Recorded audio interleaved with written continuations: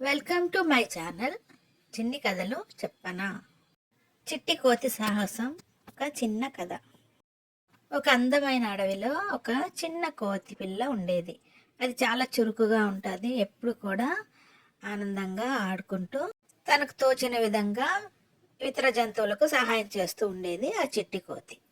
ఆ చిట్టి కోతికి ఆ అడవిలోని జంతువులన్నీ కలిసి చింకు అని పేరు పెట్టాయి. అయితే చింకు ఒకరోజు ఎప్పట్లాగే అడవంతా తిరుగుతుండగా దానికి ఒక చిన్న లేడి పిల్ల కనిపించింది. అటు ఇటు బెదురు చూపులు చూస్తున్న ఆ జింక పిల్ల దగ్గరికి వెళ్ళింది చింకు.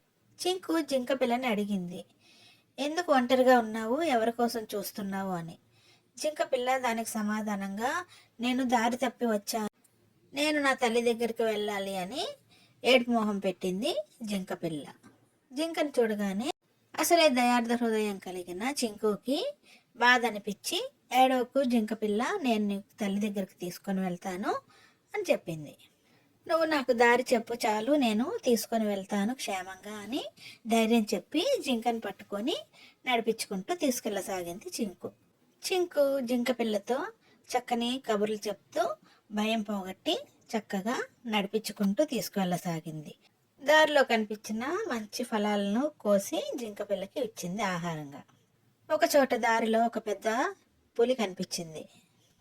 పులిని చూసి జింక బెదిరిపోయింది. అయితే చింకు మాత్రం బెదరకుండా చెట్టెక్కి చెట్టు పైన పెద్ద పెద్ద పళ్ళు పులి తల మీద పడేలాగా చెట్టుని బలంగా ఊపసాగింది చింకు. తల మీద బలంగా పళ్ళు ఒకదాని మీద ఒకటి పడుతుండటంతో పులి అక్కడి నుంచి పారిపోయింది.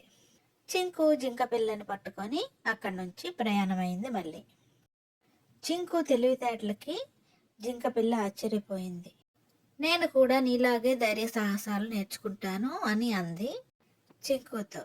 చింకు ఆ మాటలకి గట్టిగా నవ్వింది. ఎలా అయితేనే జింక పిల్ల చెప్పిన గుర్తులను బట్టి జింకని తన ఇంటికి చేర్చింది చింకు. ఇంటికి చేరుతూనే జింక పిల్ల తల్లిని దూరం నుండి చూసి పరిగెత్తుకుని వెళ్ళి తల్లిని వాటేసుకుంది. తల్లి జింక కూడా జింక పిల్లని ఆనందంతో గట్టిగా పట్టుకుంది. వాళ్ళిద్దరిని చూసి చింకుకి ఆనందం అనిపించింది. చింకుకి కృతజ్ఞతలు చెప్పింది తల్లి జింక. జింక పిల్ల చింకు తనని ఎలా తీసుకువచ్చిందో ఇంటికి ధైర్య సాహసాలతో చెప్పసాగింది తల్లి జింకకి.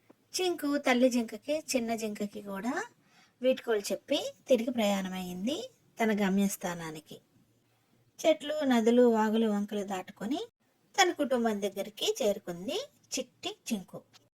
ఇలాంటి మరిన్ని చిన్ని కథల కోసం do like, share and subscribe my channel చిన్ని కథలు చెప్పనా.